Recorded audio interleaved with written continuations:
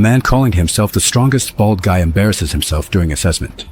Every shot he takes misses the target by a mile. During the physical fitness test, he barely lifts a few times before giving up.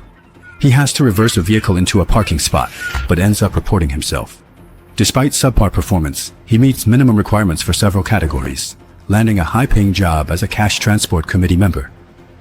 Before settling into his new job, he runs into robbers. They take his team leader hostage, demanding all cash be thrown into the pickup truck.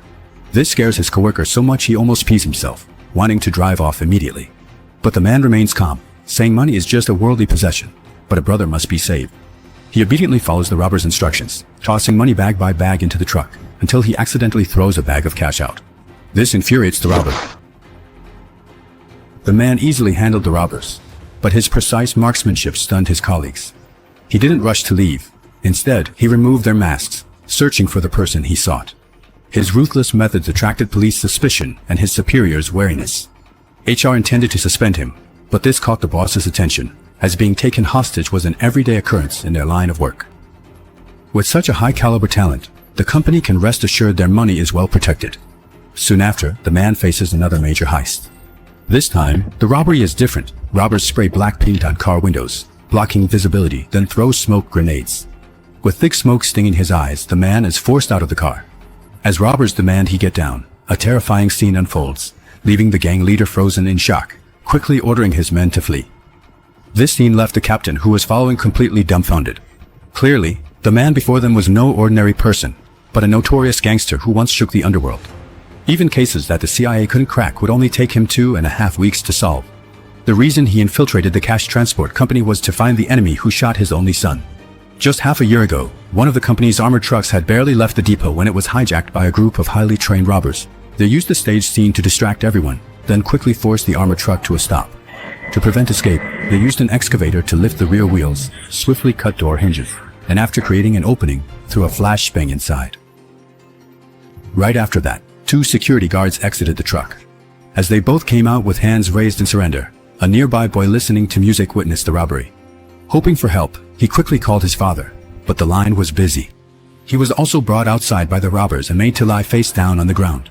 Meanwhile, one of the security guards still held a glimmer of hope and secretly hid a pistol, planning to fight back. His colleague advised him to cooperate. Unexpectedly, the security guard decided to fight, not realizing the robbers were ex-military with combat experience. Quickly, both guards were shot dead.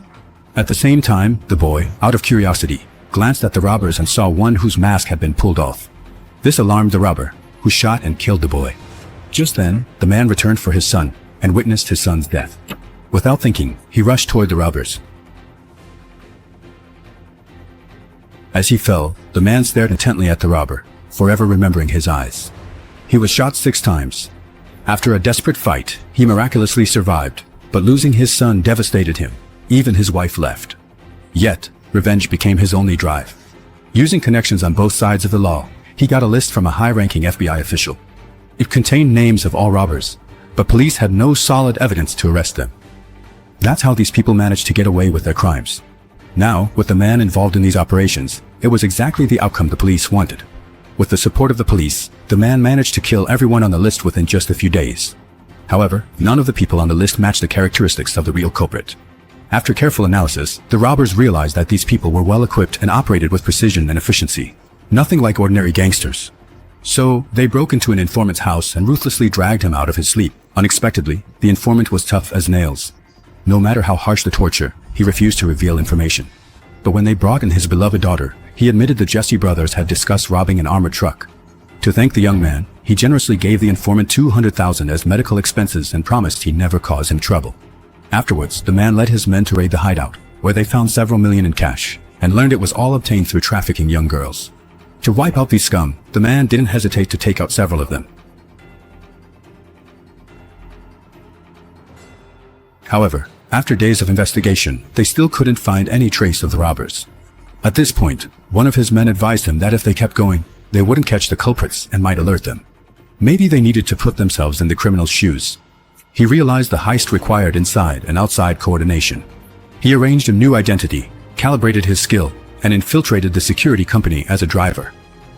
At work, he dutifully did his job, collecting information on all security personnel and thoroughly investigating transport staff. yet he found no clues. Little did he know, the robbers had a new idea. Their previous collaboration involved many people, so each didn't get much loot. This, with other concerns, made them decide to go for a bigger score than stop. So they set sights on the entire warehouse. To better execute their plan, they reached out again to that one person, who was the man's team leader. On this day, the man was on a job with the team leader. Suddenly, the team leader expressed admiration for the man's courage. He hoped the man would cooperate and help the robbers pull off a big job, promising to let him live. But unknown to him, the man had been waiting for this chance to take revenge. To keep the team leader off guard, the man followed his orders. The team leader then drove into a warehouse and turned off all car cameras. Headquarters immediately inquired about surveillance, but the team leader lied, claiming a malfunction and that cameras were being repaired. Taking advantage of this, the robbers tied the man's hands and quickly hid inside the armored truck. Soon after, the team leader drove back to the company. Vehicle passed final checkpoint. Team leader followed procedures, fooling the guard. They entered the warehouse, parking the vehicle. Robbers took control of security, forcing the man into the vault. Staff inside surrendered, throwing out sidearms. Robbers grabbed the team leader, took him to the guard, using him as hostage to force the door open. Unexpectedly, the guard pressed the alarm, and the armory received the signal. Seeing the robbers, they didn't surrender. The robbers used hostages to threaten them. Under intense intimidation, the guards gave up resisting, not realizing that even if they ducked to switch weapons, as the fierce gunfight broke out, their bullets were useless against the robbers, because the robbers wore special bulletproof gear. Soon, chaos erupted inside the vault, and the robbers, to speed up their plan. Braving the sturdy iron arms, they quickly took over the armory, completely controlling all the firepower in the vault. Next, they opened the warehouse doors and let in their accomplices waiting outside, then closed all the iron doors again. As the cash was blown open bundle after bundle, they kept loading and unloading the stolen money. Very quickly, he subdued one robber and worked him to death. He then picked up a knife, cut the bandages on his hands, and removed the robber's helmet, only to find it wasn't the person he sought. So, he helped his colleague break free, ready to enter kill mode. Seeing robbers made money, he looked at the dead robber. Fully armed, he walked out of the vault, pointed his gun at another, ordering him to remove his helmet money bag. Another robber noticed something wrong via surveillance cameras and decisively ended the heist early. A robber rushed into the vault to find the man, but was harassed by a shot from the guard.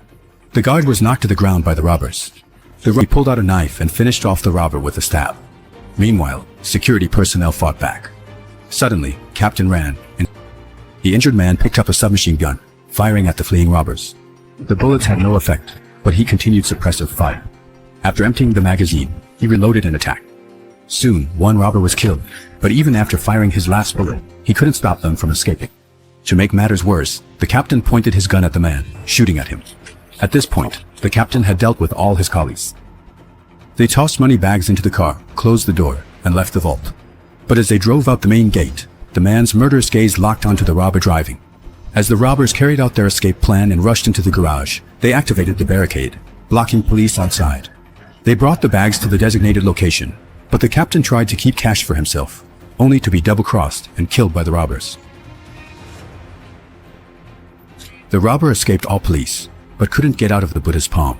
He then received a call, only to realize it wasn't his phone, but the one the man left in the money bag. That you can answer. The robber panicked because someone was sitting behind him. Instead, the man tossed him a file. The robber self-righteously read the contents, but the man's heart was filled with sorrow, because it was his son's.